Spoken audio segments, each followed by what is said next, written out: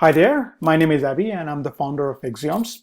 Axioms is an identity and trust management platform. We offer software as a service solution for identity and access management, and we are also extending in the space of identity assurance and really digital trust, I will say. So this video is really focused on, I guess, the helping people to get started with the platform. And so next 30 minutes or 25 minutes, we're going to make sure that you really get enough out of this video to really use the Axioms platform. So we'll keep it a very fast pace. We'll make some assumptions that you're already familiar a little bit about, I guess, some of the standards such as OpenID and OAuth. So, whenever I use these terms such as client, resources, probably they will make more sense to you. That's the only assumption I'm going to make about this session. So let's just get started. So assuming that you already have a Axioms account, once you log in your Axioms account, and if you already have a tenant, you will see a dashboard like me. So you can see on the screen I have a dashboard which on top really shows me a very basic statistics around the number of users login, failed attempts, circulations of ID token, access token, refresh tokens, and different numbers. And the more important thing is you can see the audit trails of all the activities, including the activities taking place on the control plane, which is this UI, which you're seeing is called control plane, as well as how users are logging to your digital applications or platforms when they're using two-factor authentication, or they verifying their email, or any kind of authentication authorization activity. Audit trail will be capturing that. So that's a good thing. Now, getting back to this focus of this session, obviously we want to demonstrate how this platform works from very beginning. So once you're logged in, I'm assuming you will not have a tenant. So step one will be you have to create a tenant. Now, tenant is a very basic idea. It's because Axioms is a multi-tenant system. You have to create a tenant, and inside the tenant, you really configure your identity requirements, configurations. You really store your users, profiles, their credentials, passwords, keys, and all those kind of things. So that's the tenant is a way to really isolate one customer from another customer, and our tenants are really strongly isolated. When I say they are isolated at the database level, although we are multi-tenant, we don't share data between two different customers or two different tenants in this case. So we're just going to create a new tenant. So we're going to create a tenant blogger, and we'll just take claim a slug called blogger. Here you have option to really enable organizations. Organizations is a kind of second level of multi-tenancy. So one multi-tenancy is how we as Axioms platform really store our customers' data in an isolated fashion.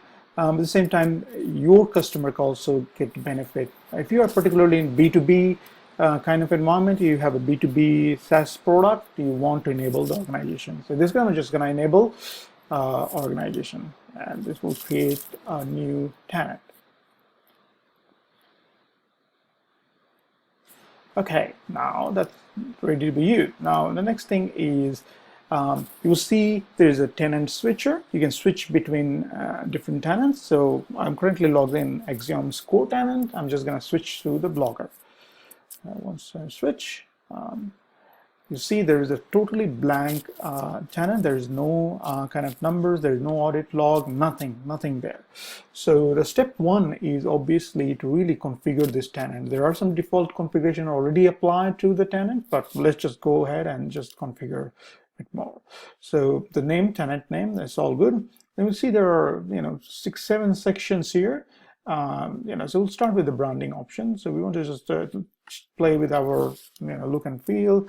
Before I do, I just want to demonstrate how really. So we're gonna just take this one, copy, and just gonna really go and look at how that actually. So this is what your default hosted page looks like. Hosted page means it's a registration page, login page, multi-factor authentication page, password recovery page, all the emails and all the communication goes. It's like, they're pretty much branded as you configured from the branding option page. So here what we're going to do a few things. So basically we're going to change, make it look a little bit greener. We'll just change the background to a little bit grayish. And then what we're going to do is we'll just probably copy this URL, because this is this we're going to use as a landing page. Let's call it just a support portal, and we're going to just call a support email as axioms.io. We're just going to save it. Okay, that's good. Now, if you click on the passport policies, pretty much all defaults, minimum 8 character, maximum 50 character, lowercase required, uppercase required, special case required, and that's pretty much it. Now here, what you can do is, this is registration options. Obviously, you can do a lot of things here. First thing first, we want to put a redirect URL. So after a user has logged in, and after a user has registered, this is the URL they will be get redirected to. So I'm just going to put this, demo app URL. I'll talk about that a little bit more, what that URL means. And you can control what fields you want to capture as part of registration. So, it's the moment the given name, first name, last name, phone is captured. I can disable that. So I just don't want to capture. So if you go back, if you look here, at the moment we are capturing mobile number. When we disable, it will be not required anymore. So pretty much it. And so I just update this one. Okay, that's done. We go back here. So to see color change and things like that. Let's just change the logo as well. So look a little bit more, in line with the color theme. So demo slash oats.png. We can also use SVG. And just use the PNG for favicon, and there's some zoom. I'll just go here, which pretty much should be, so that's updated in real time. Now, if we go to the multi-factor, so by default, the multi-factor is already enabled, TOTP, backup calls and emails. That's great. Just want to add one more thing, login callback URL. So this is the URL because it's OpenID based system, you have a client need to initiate login. So that means you have to provide an endpoint where actually, if it required, platform can send your end user to really initiate the login. That's typically required for two reasons. One is the session expired, which happens rare, but there's sometimes what happens, maybe this is something you forgot to configure your client, so this is a fallback option so that you can always really send people there. So we're just going to use that one, copy the same URL. I'll explain what that is. Call it login. Right, so if you go in this URL, it will initiate OpenID compliant login process. And this one is logout. This is the same where you want to send people. Well, I just want to send them the welcome page of the app, right? That's where I would like to send, and then just save it. Now this is if you go here, if at the moment see the login, it was pretty much is not defined. If I refresh now, because we have saved the login page, now it just shows the login in the corner. Now that's pretty much the configuration of the tenants. Obviously, you can invite the new users, management users, really to help you to manage this tenant, but that's for some other time. For now, what we're going to do is just going to create a client. So we'll create a client, let's say Blogger app. Okay, so we're going to create a Blogger app. This is a single page application, but you can also choose native application, server-side application, whatever. So we're just going to use the single page application. We'll enable the first party support so that we don't have that authorization system really don't show the consent screen.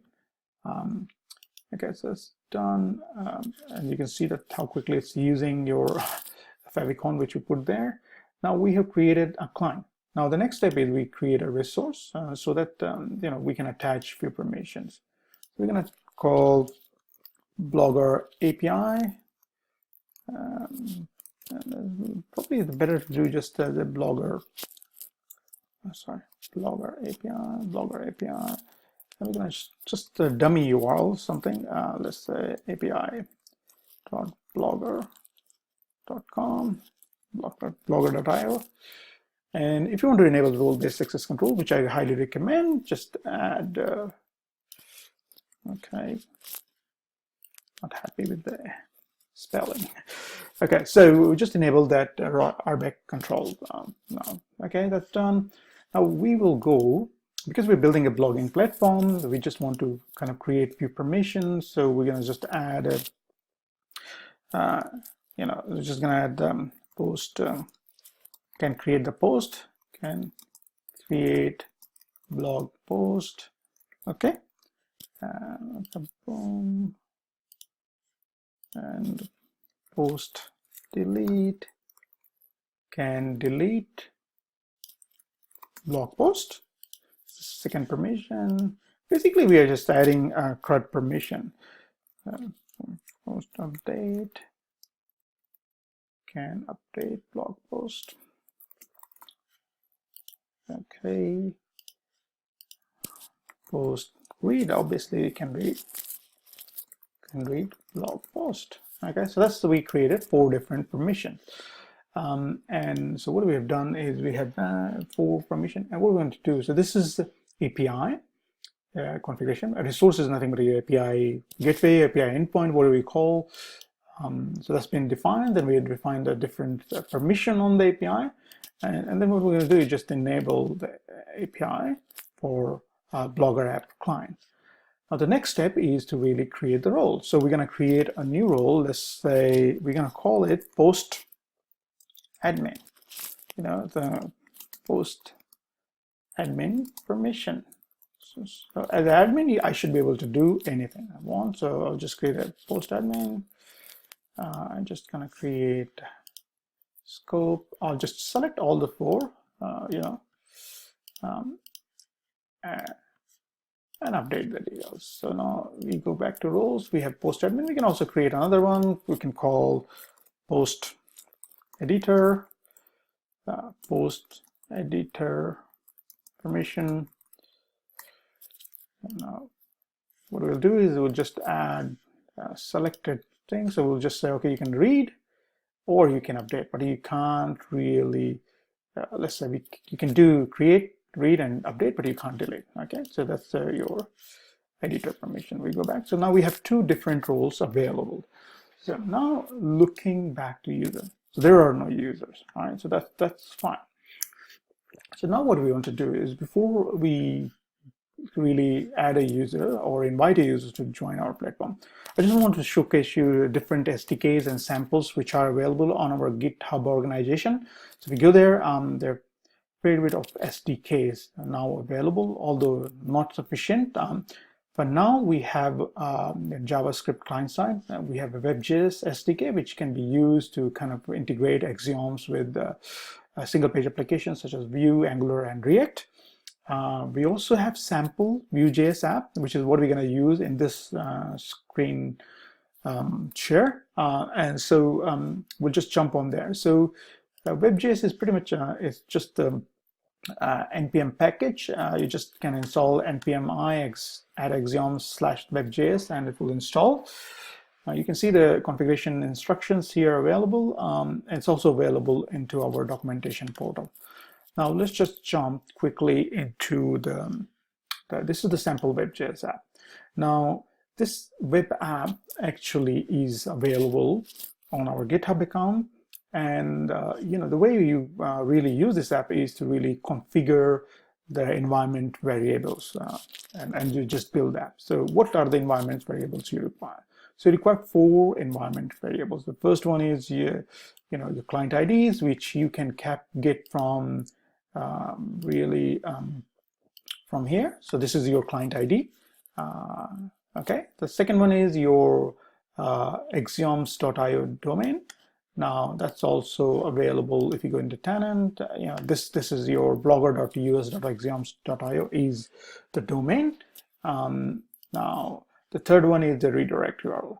Now in this case, this is the app's redirect URL, so app URL. So this will be, because we're using what I call Vue.js demo pre-configured app on Netlify. This is the domain is going to be. So this one /callback and this one /login. So there are two different endpoints, the redirect right. So it will be subdomain where your app is hosted /callback. You obviously have to define the callback URL in your app, which is straightforward. That's what the SDK does. You just have to create an endpoint and just really initiate a SDK function. And you also have to do a login endpoint for your app. Again, this is simple as just defining a configuration for SDK. I'll show you that in the next 5-10 minutes. But let's just go back. So what we want to do is we just so because we're using Netlify has a great feature really to do the the really configuration variable on the fly. So in this case, previously it was configured for a different domain. So we're going to just call blogger use.axioms.io because that's what it is, blogger.useaxioms.io. Okay. Now what we're going to do is we need the client ID. So client ID was here. We just click here. It will copy and just paste here for time being. And yeah, so the login URL and the callback URLs will remain unchanged. But what we need to do is register these into our client. So our Netlify configuration is pretty much ready. So what we're going to do is just rebuild the website. So we just started doing that. So we just wanted to go back to the client. So there's one important configuration we just have to do. So we go in edit, and we just have to add the redirect URL here. Now this is the callback URL. So we're just going to copy that. That's a callback, which we copy. And this is the sign out URL. So after the sign out, where you want to send, you can send the people to just the main app, or that's the idea. So you have to provide that. Once you provide these two, the client is ready to be used. So we just update this, and that's pretty much it. Another thing is the client has its own branding options, and the good thing is as it inherits, when you create the client, it will inherit all the options from the parent tenant branding option. So you can override here, but for now it's just good enough for our use case. So we're good to pretty much done. Now let's go back to the Netlify. So we'll see, yes, still building. Let's just refresh it again. Still building. Okay. So the another thing I just want to showcase is that obviously we have something called keys. So this is where you manage. Basically, we manage on key infrastructure, which is what we use for encrypting and signing your tokens and all that kind of things. Generally, you don't need to touch these because every 3 months we will rotate for you. So just for FYI, there's such a thing for public-private key infrastructure. Now this app is ready to be used. Let's just go there. Just see. It's just loading. So. Okay, so that's pretty much it. Let's just see if initiate login. Now it brings us to the blogger use axioms.io, that subdomain we have created.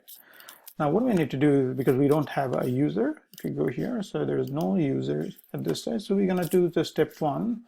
We're just gonna make sure we have registered. We're just gonna do register a new user. So we're gonna give a name, Happy Tiwari. Just gonna use my mail. I'm gonna put a password, although Chrome is suggesting, but no, I don't need to use that. As soon as I register, it will redirect me back to that. Okay, that's great. I should be getting my email to verify. So here we go. So this is the blogger, and you can see fully branded according to the configuration we have done. Like, just click this one. The email is now verified. Okay, that's great. We can close that window. Now if we go back into the user, you can see there is the user, that's me. If you click on this one, you can see my basic information. Obviously we have not assigned any roles here. So what I want to do is I want to do a login here. So use the same username password. Okay, so we are logged in now. Now, it's very simple example app, and all it's showing you is logged in. It's called your basically is using user info API endpoint, and showing your profile picture as well as first name. It provides few options like your update profile and chat profile. Now this is where the magic starts happening. So these pages are actually fully hosted by Axioms. So that means if you click on this one, it opens a web page where actually really you can really update your profile. So these are pre-built pages and it applied your branding.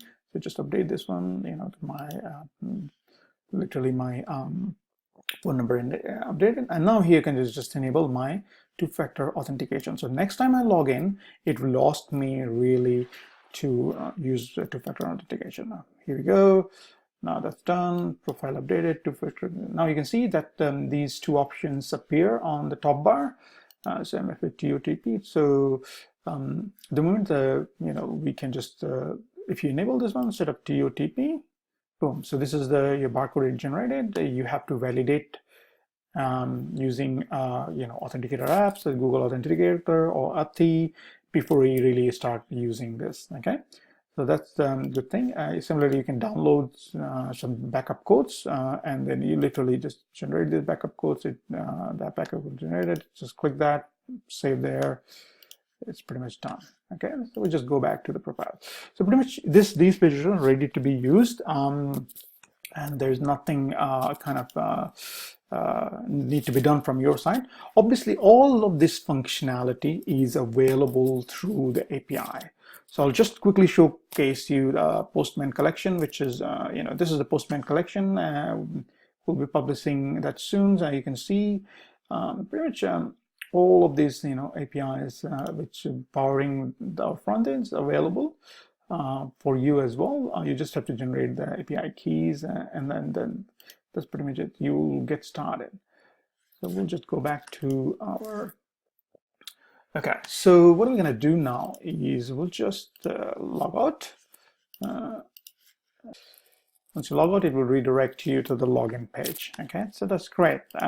Let's go back to Axioms portal. So if you go into users app here, now if you click on that's the me user, just want to assign a new role called post admin. Okay, and just update that. Okay, so the user profile has been updated, so what I'm going to do is just now we're going to just log in again. Just remember we have enabled the two-factor authentication, so this time we will be asked to really verify the so I'm not going to use the TOTP. I'm just going to ask the system to send me through the email. I will hope to see a one-time password just landing in my way. Yep, here we go. It came 466,355. 66355. Here we go.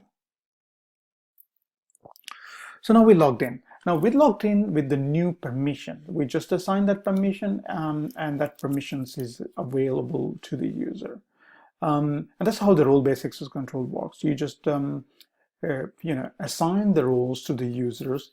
These roles get baked into the JWT token. So what I'm going to do is just open the JWT IO. Sorry, JWT IO, and I'll show you how this token has the kind of information. So if we go into application sessions, you can see the token stored in the session. So we don't store the token into the what do you call it? Storage, local storage. So, yeah, so here we go. So you can see the data token structure. It's been issued by blogger.us.axioms.io, and then and here's the permission we just added, the post.admin. Before that, it has the permissions, ability to see profile, email, etc. And this is the access token, and this is what the client will also send it to the API resource to really access all kind of the protected resources. Okay, so let's close this one. We're just going to log out again. We'll go back to the control plane.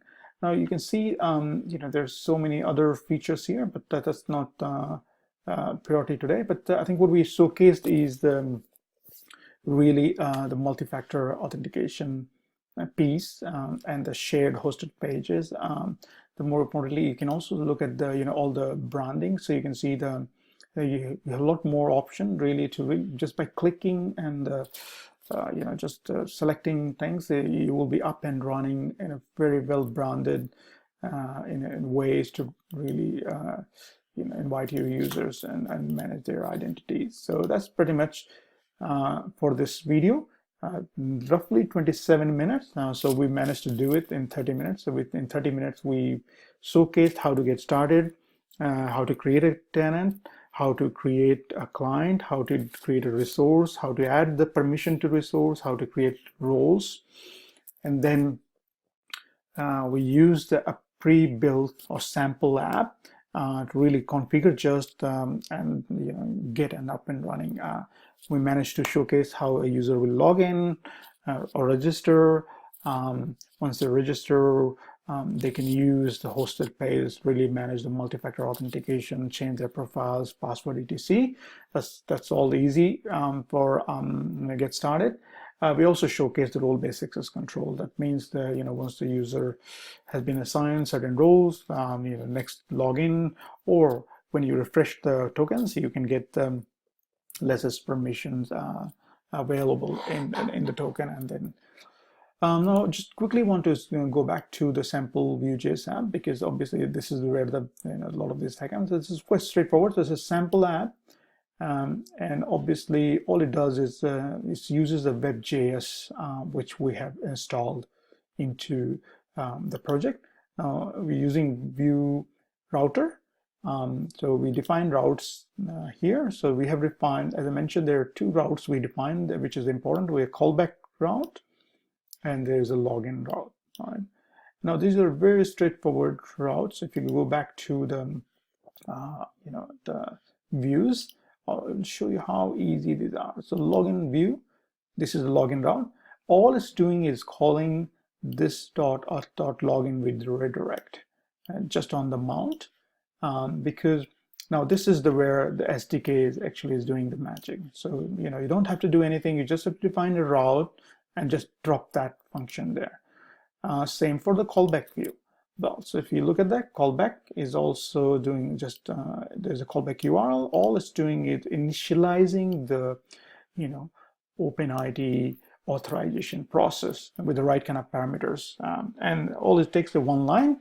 And this again coming from our web.js SDK. And so really there's nothing to do.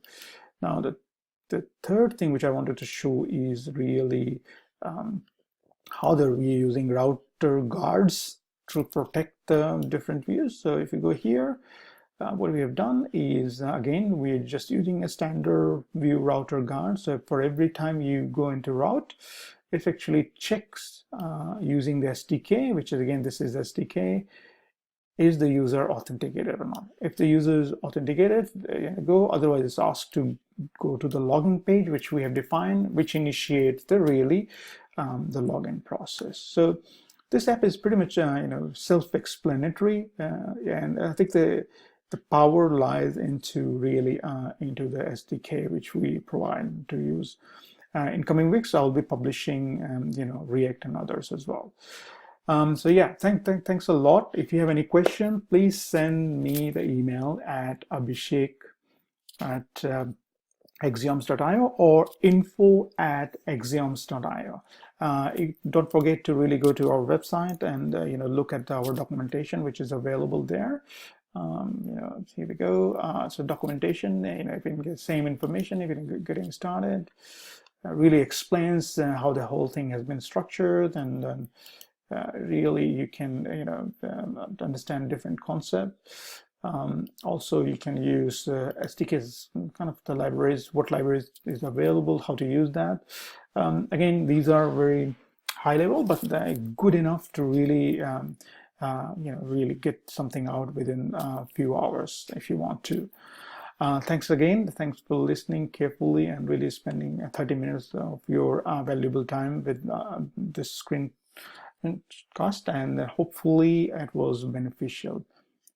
Thank you.